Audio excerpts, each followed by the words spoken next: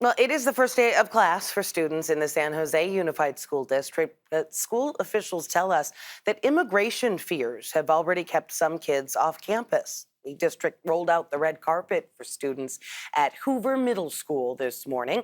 The school has almost 1,000 students, and according to the California Department of Education, 77% of them are Hispanic or Latino. The principal says the district has put policies in place to make sure immigrant families feel safe coming to class. Over the summer, rolling that out and making sure we know everything that's going to be happening, the processes that go with it, and making sure that any agency we always keep that comes to campus, we always keep our students safe and protected, and very confidential. So I really want to give them a shout out to making sure, me as a principal, that I know exactly what I would be doing in those situations to keep everyone safe. Leaders across the school district are watching the ongoing immigration enforcement actions playing out across the country. ICE taking people into custody at home, at work, even at immigration court. It's leaving families to wonder if schools could be added to that list. Len Ramirez is in San Jose, where the fear has already had a significant impact in the classroom. Well, the start of a new school year is always an exciting time for the students and the faculty, and it's no different here at Overfelt High School in San Jose. But this year, because of where this community lies, there are some added concerns around the issue of immigration.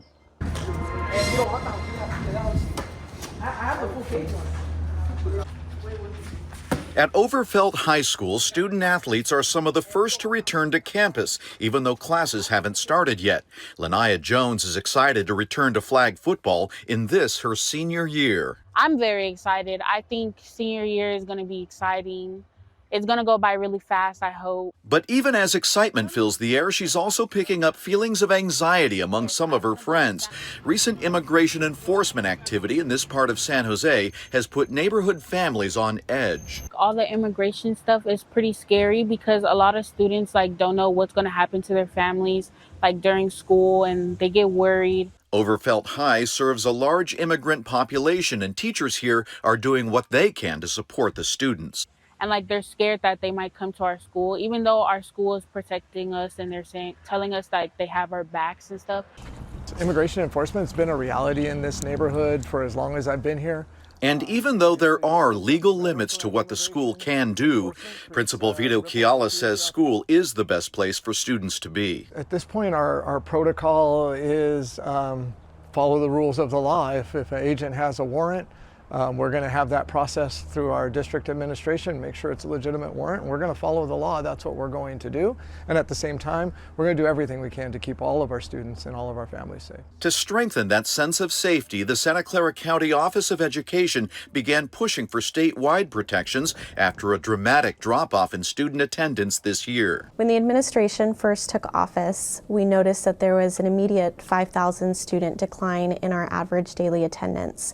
By February of 2025, that decline doubled to 10,000 students.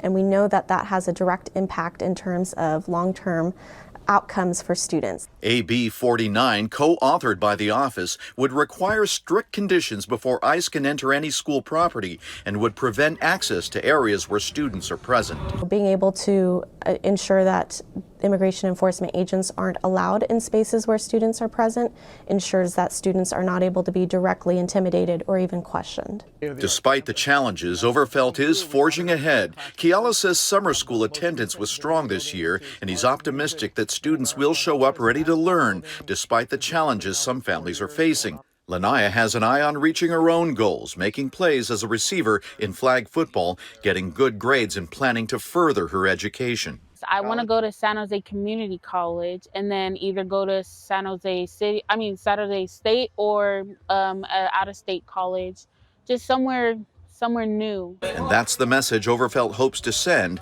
that students here can thrive even in uncertain times. And that law that Len mentioned, AB 49, still moving through the state legislature right now, with advocates hoping that it will become law by the end of the year.